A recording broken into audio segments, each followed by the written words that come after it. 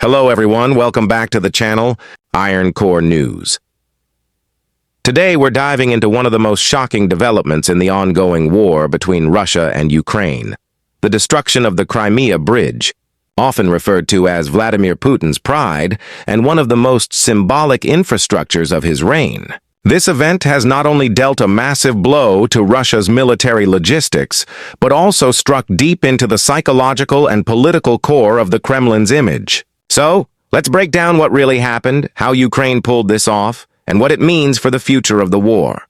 The Crimea Bridge, officially known as the Kerch Strait Bridge, is more than just concrete and steel. It represents a key symbol of Russia's 2014 annexation of Crimea. Built under Putin's direct orders and completed in 2018, the bridge connected mainland Russia to the Crimean Peninsula, a region the international community still recognizes as Ukrainian territory. For Putin, this bridge was a statement to the world. Crimea was now Russia, permanently. It cost billions of dollars and stood as one of the largest infrastructure projects in Russian history. Its destruction, therefore, is not just a tactical loss, but an emotional and political humiliation. Reports confirm that the bridge was struck by Ukrainian forces using a combination of advanced drone tactics and precision-guided maritime strikes. Unlike previous attacks, which caused temporary damage, this latest operation has crippled both the road and rail sections of the bridge, halting the flow of military supplies, fuel, and equipment to Russian troops stationed in southern Ukraine. The explosions were powerful enough to cause sections of the bridge to collapse into the sea, with flames lighting up the night sky for miles. Eyewitnesses reported a massive fireball and secondary explosions as fuel trucks ignited, turning Putin's pride into a scene of chaos and destruction. Ukraine has not officially claimed full responsibility, maintaining strategic ambiguity, as it often does with covert strikes. However, Ukrainian officials have hinted at the use of new, domestically developed sea drones, capable of carrying heavy explosive payloads and navigating Russia's dense defense systems. These drones, which are small, fast, and remotely operated, have become a nightmare for the Russian Navy and infrastructure in the Black Sea region. Intelligence sources suggest that Ukraine's success relied on meticulous planning, surveillance, and real-time intelligence, possibly supported by Western satellite data. The precision of the strike indicates a high level of sophistication, one that Russia seems increasingly unable to counter. The destruction of the Crimea Bridge goes beyond its immediate military implications. It strikes directly at Russia's ability to sustain its occupation of Crimea and southern Ukraine. The bridge served as the main artery for moving troops, ammunition, and supplies from Russia into the occupied territories.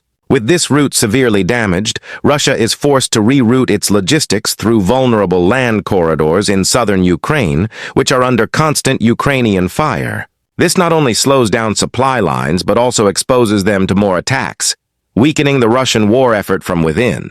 For Putin, the blow is deeply personal. The bridge was often featured in propaganda videos showing him driving across it, proudly presenting it as a testament to Russia's engineering might and national unity. Now, those same images have turned into symbols of failure. Kremlin insiders describe the mood in Moscow as tense and angry, with Putin reportedly demanding immediate retaliation and tighter security around all strategic infrastructures. Russian state media has tried to downplay the incident, calling it a terrorist act, but even among loyal supporters, doubts are growing about Russia's ability to protect its own territory and projects. Internationally, the destruction of the bridge has been viewed as a major strategic win for Ukraine. It demonstrates Kiev's growing capability to strike deep into Russian-controlled areas, challenging the illusion of security that Moscow has tried to maintain. Western analysts see this as a turning point in the conflict, a moment when Ukraine proved it can disrupt one of Russia's most critical logistical links without the need for large-scale troop movements. The attack also sends a message to other occupied regions. No Russian asset, no matter how heavily guarded, is beyond reach. The psychological impact of this event cannot be overstated. The bridge was a symbol of permanence, a physical representation of Russia's claim over Crimea. Its destruction undermines that narrative completely. For many Ukrainians, it's an act of justice, a symbolic reversal of 2014 when Russia took Crimea with little resistance. For Russians, however, it's a harsh reminder that the war is far from being under control and that the cost of aggression continues to rise. The timing of the attack is also significant. It comes as Russia faces growing pressure on multiple fronts, from internal dissent, a struggling economy, and setbacks in the battlefield. Russian logistics have already been stretched thin, and this event will make sustaining operations in southern Ukraine even harder. Meanwhile, Ukraine is signaling to the world that it's not just defending. It's taking the fight to the enemy's core infrastructure, and it's doing so with precision and intelligence. Western allies have praised Ukraine's resilience and ingenuity. While official statements stop short of confirming any direct involvement, it's clear that NATO-supplied intelligence and technological support have played a role in enhancing Ukraine's long-range strike capabilities. This cooperation has created a nightmare scenario for Russia, where even its most protected assets are vulnerable. The bridge attack also raises questions about future operations. Could similar strikes target Russian bases in Crimea, the Black Sea Fleet, or even deeper into Russian territory? From a broader perspective, this event reshapes the geopolitical dynamics of the war. It undermines Moscow's claims of invincibility, boosts Ukrainian morale, and strengthens Western confidence in Ukraine's ability to win. Financial markets reacted swiftly, with oil prices fluctuating and Russian transport firms reporting massive losses. The bridge's closure also disrupts civilian travel, leaving thousands of people stranded and cutting off Crimea's tourism-dependent economy from the mainland. Putin now faces a painful choice: escalate further or admit vulnerability. Retaliation seems likely, perhaps in the form of missile strikes on Ukrainian infrastructure, but that cycle of revenge only deepens Russia's isolation and justifies even more Western aid to Ukraine. The Kremlin may also try to use this incident to rally domestic support through fear and propaganda, portraying Ukraine as a terrorist state. But for many Russians, these explanations are starting to ring hollow. The sight of Putin's grand project burning in the night sky says more than any speech could. As the smoke settles over the Kerch Strait, one thing is clear: this war has entered a new phase.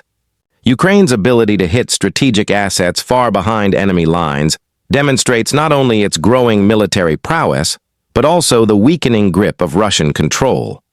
The destruction of the Crimea Bridge isn't just a military strike. It's a psychological earthquake that shakes the very foundations of Putin's war narrative.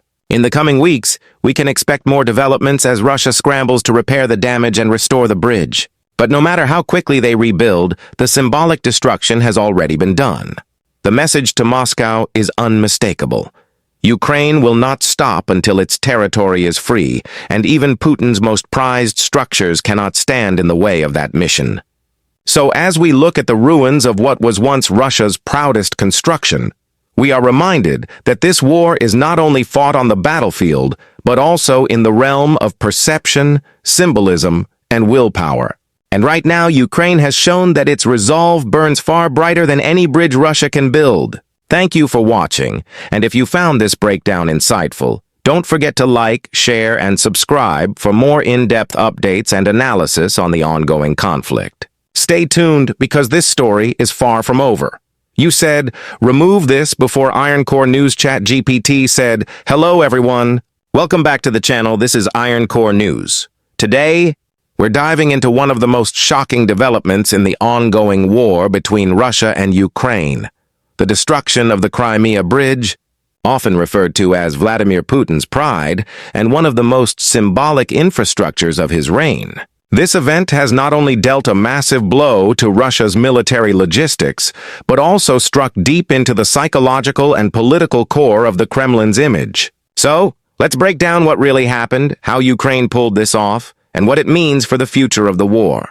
The Crimea Bridge, officially known as the Kerch Strait Bridge, is more than just concrete and steel. It represents a key symbol of Russia's 2014 annexation of Crimea. Built under Putin's direct orders and completed in 2018, the bridge connected mainland Russia to the Crimean Peninsula, a region the international community still recognizes as Ukrainian territory. For Putin, this bridge was a statement to the world. Crimea was now Russia, permanently.